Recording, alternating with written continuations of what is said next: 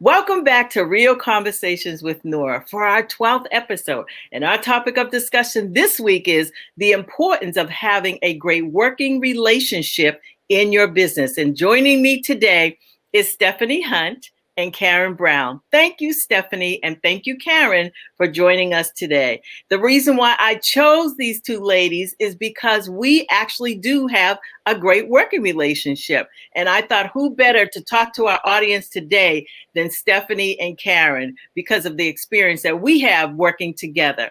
So, Stephanie, share with the audience the importance of having a great business and working relationship. Well, Nora, thank you for having me today. As you said, we've worked together, I think we said 7 years now. And through that time, we have really gotten to know each other on a business level, but also on a personal level. And I treasure that. And it helps me to be more creative and really capture the needs that you have for whatever the project is, because I know who you are and what you stand for. And I really feel like that's a very important part of having a good working relationship, is really knowing your client or your customer on all kinds of levels so that you can really capture their essence in everything that you are producing for them. Great, great. Karen, what's your thought on the topic? Well, thank you, Nora, for inviting me today. I am so excited to be here. And I'm also excited that we are building our business working relationship. As an executive assistant and now working as a virtual assistant, I think that it's just key to have a great business working relationship, that they do go hand in hand. And it makes for the day to go smoothly. It makes for our projects to come out with just stellar accomplishments. And it's fun when you have a great business working relationship. Great, great. So I want you guys to give me a few examples of great people skills as you work to build these great working relationships. And Stephanie, we'll start with you. You know, good people skills to me starts with honesty. When talking to potential clients or new clients, I'm very honest with them to let them know what my capabilities are, and I expect them to be honest in return. I feel being very transparent is also helpful because, everyone comes from different backgrounds, and just letting people know who you are and how you can help them and allowing them to be the same just really lays it all out there and allows for a very awesome learning experience on both sides. Great. That's awesome. Karen, what's your thought on that topic? I like to think that we are all individuals. And as Stephanie said, we come from different backgrounds and different experiences.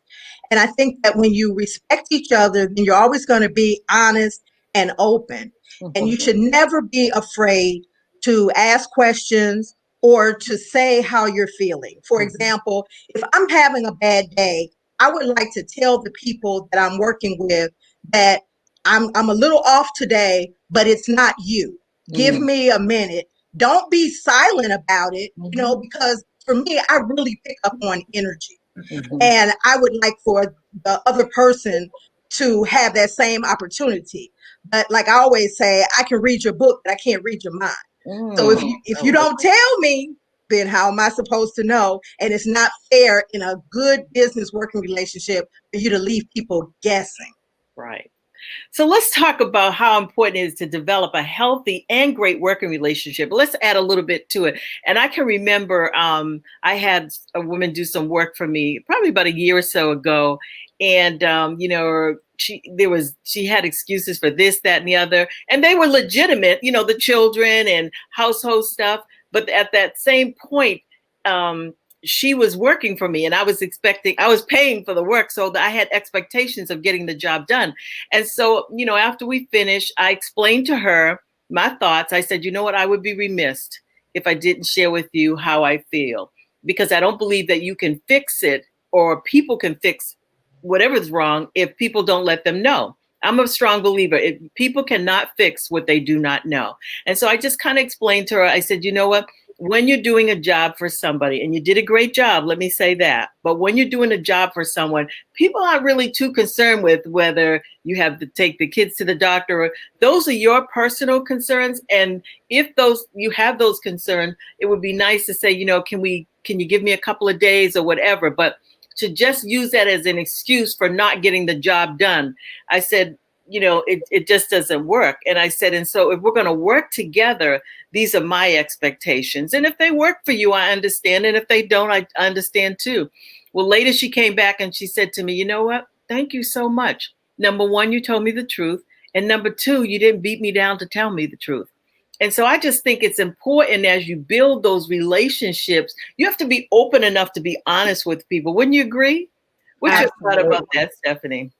Well, like you said, I feel like there's a fine line in being truthful and using circumstances as an excuse. Mm-hmm. As a mom of two, this is a new world we're living in with digital learning and all of that, but that cannot be used as an excuse for me not to get my job done. Right. I have working hours, and during those working hours, it is time for me to work. That is my job. And then it's my job to be mom. And I feel like, yes, emergencies happen and kids get sick and life can throw you curveballs. But you have to have the discipline and the time management skills and the respect for those that you are working with to carve out the time needed to get projects and stuff done. Right. One of the things I absolutely love about working with you is that you'll say to me, can I put you on my schedule for next week? Or can I put you on my schedule for this? At least this tells me how you work. And if it worked for me, fine. And if it didn't, then I would let you know. But it works for me. It's like we're working on a project right now, my new book. And you said, okay, let's put this on the books for August, whatever date that was, the 17th or 18th. Let's put that on the books for that date. And then we'll go from there. Right. Those are the kinds of things that I think you can appreciate when you're working together. And that's what I appreciate about working with you, is that you're always up front because you're so organized. And you say, okay, listen. And people ask me, and let's say, well, how's Stephanie? I said, she's great. But I said, one thing about her, you'll have to get on her books, and she don't budge. When 5 o'clock comes, that door is closed, So, but right, that's an understanding. That's what I call effective communication. Absolutely. Well, it's the respect that Karen was talking about. I respect you and the things that you need from me enough to make sure that it's on that calendar, and you respect me enough to know that 5 o'clock, Stephanie is turned, designer hat comes off and the mom hat comes on. I know. I'll leave her a box of messages. I said, I know you're not working, and we'll probably get this tomorrow morning, but I just want to leave you this message right here. Absolutely. And Karen, what's your thought about it? Well, I always go back to things that we learned growing up, that honesty is the best policy. Yeah. And that means communication. And what I like is to have a regular check-in, because especially in this time when we're not in the same office, so I can't turn and say, oh, she's got a line of people over there, or she's been on the phone for a long time. So we have to have regular check-ins, which Nora and I have established on a regular basis, because she doesn't know what's going on in my world. I don't know what's going on in her world. People have been emailing her and calling her, and it might push our schedule differently, but only by us checking in and having our massive, ongoing, ever-expanding, revised to-do list. Well, we know what's going on. Yeah. Because you can't say that what you said at the top of August is going to just flow so smoothly through the rest of the month if you don't have check-ins. And check-ins can be brief, it can be frequent, they can be on the fly, they can be as in-depth as you want to. But I just think check-ins are just like a little tap on the shoulder to say, hey, are we still good? Are we still doing the same thing? Or are we working on something else? That's good. That's good. So how important is it to have great working expectations? Stephanie, why don't you, we'll start with you. I think that the only way to have a solid working relationship is to have expectations up front. And I think that's one of the things that we have learned over the past several years is being open and communicating well about, hey, these are the expectations of this project, or these are the expectations of my current design schedule. And so I think that, Karen's mentioned communication. I feel like that's what we're talking about. If that line of communication is not open, those expectations won't be met. And then that's when the relationship starts to break down. Great. That was good. Thank you so much. Karen, give us your thought. When you're building effective communication, I think that sometimes people take it too casually because you hear that word all the time, but it really takes work, dedicated effort to build effective communication. And sometimes you might start out doing it one way and you might have to try something else. I mean, we talk about in this virtual world, we have Voxer, email, text, voice messages, snail mail, email. And then somebody will say, well, did you get that? Well, my first question is, where'd you send it? Right. And so that's effective communication. You can't say, yeah, I got it, and you really don't have it, Right. So you got to be honest, and then if it just gets too overwhelming, revisit it and say, could we just use 3 modes of communication instead of 6?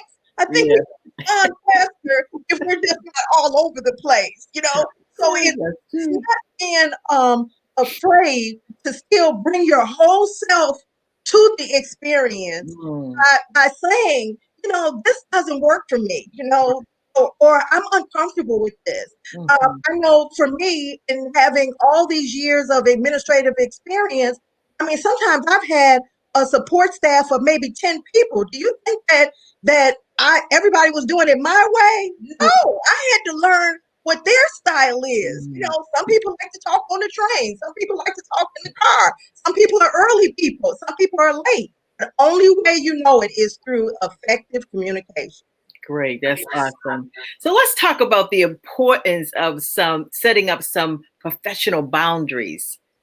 Stephanie, I'm going to start with you again because you were so good at setting up boundaries. And I'm like, sometimes I want to say, okay, do you think maybe a little, can we talk on Saturday? But but again, setting those boundaries for people, because if you don't set them, you get run over. I think I learned the hard way.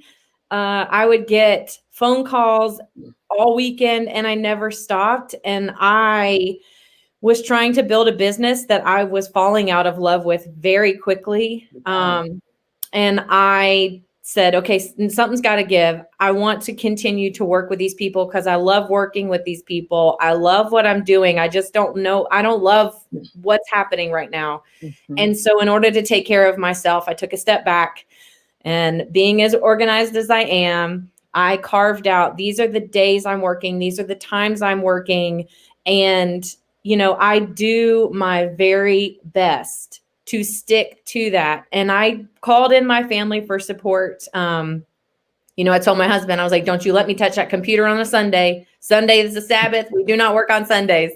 And so I will not even touch my computer. I try not to do a lot of stuff on the phone, but it took me a long time to get here. And Nora was a part, she was helping me along the way. She'd be like, I know you're not going to listen to this message until tomorrow morning. And when she would say that, I would listen to the message and I would go, oh no, I'm not supposed to be listening to this right now. So having the love for yourself, the respect for your family, to set that stuff aside, and then having the clients who love and respect you at the same time to let you put those boundaries up.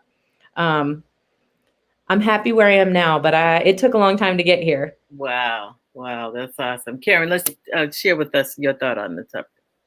I like to think of it sort of as like a sandwich philosophy, that you want to, the 2 slices of bread are the opportunity for you to support yourself and support your client, always in kindness and love.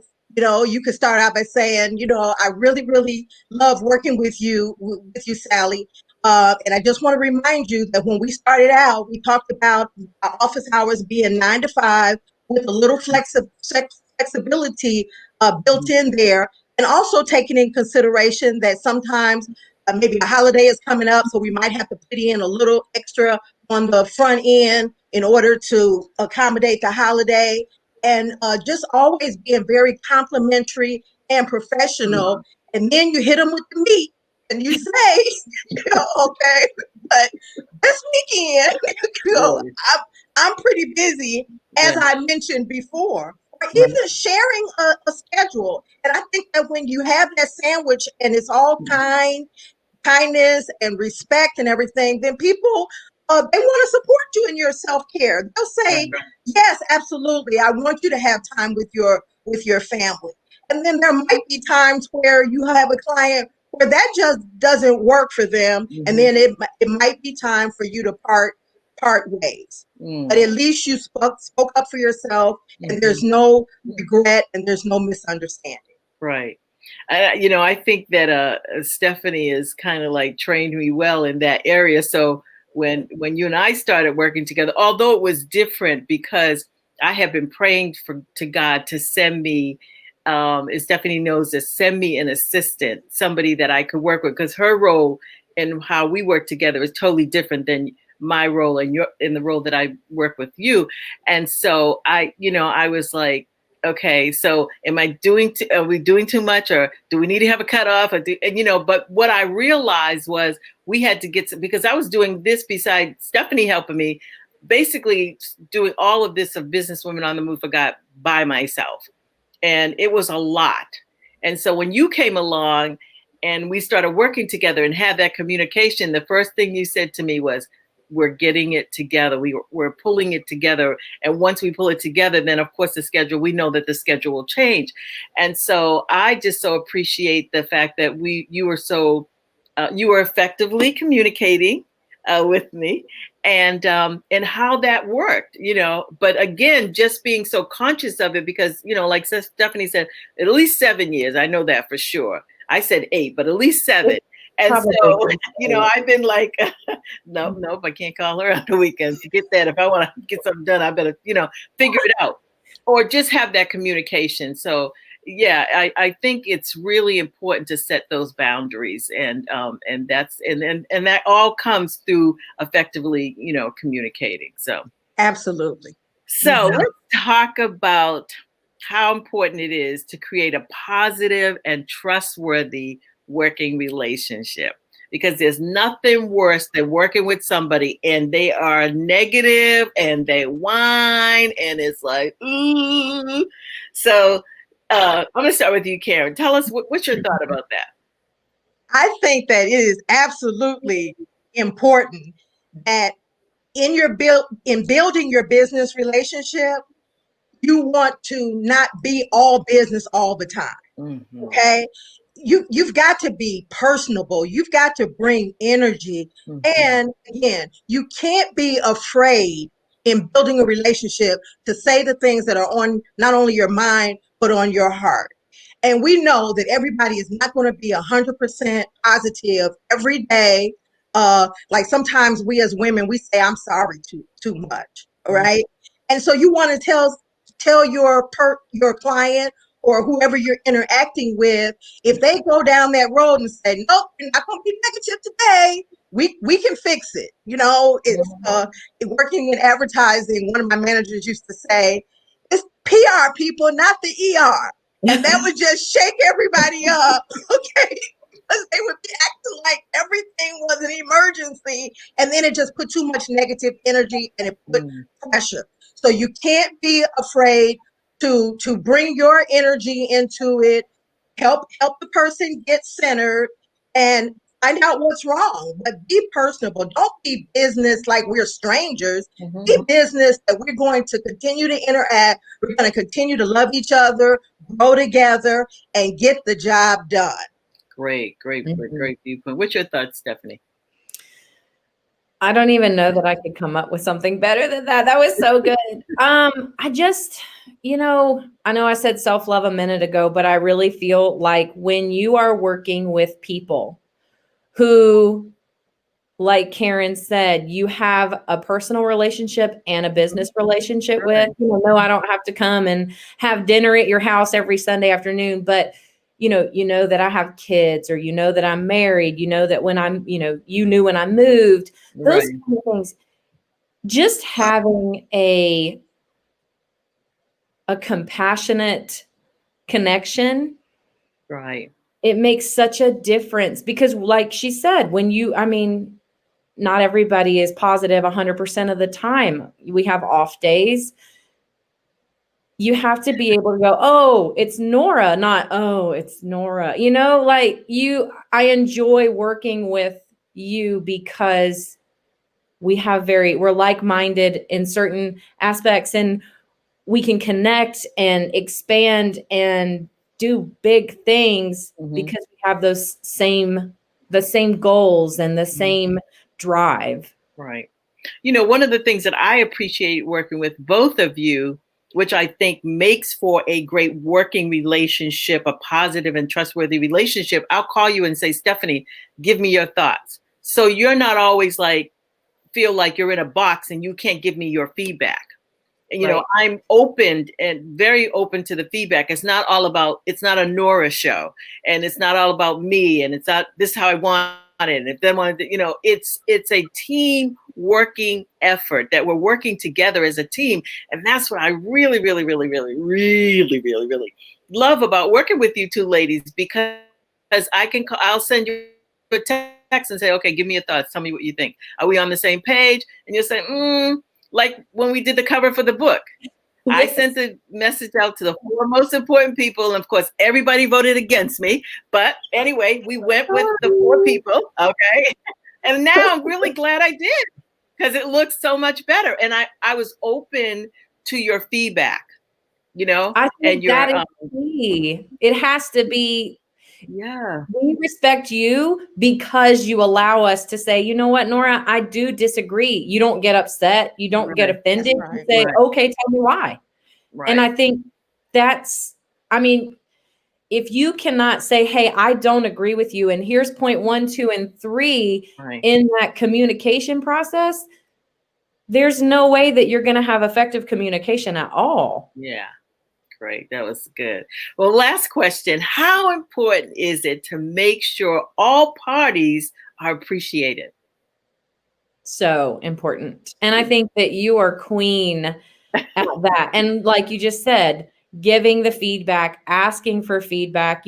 This is not Stephanie's book. This is Nora's book. But you took the time to ask me and others, hey, what do you think about that? And when I said, hey, this is my opinion, you ended up going with what I had said. And it makes me feel like, okay, she listens and values what I have to say.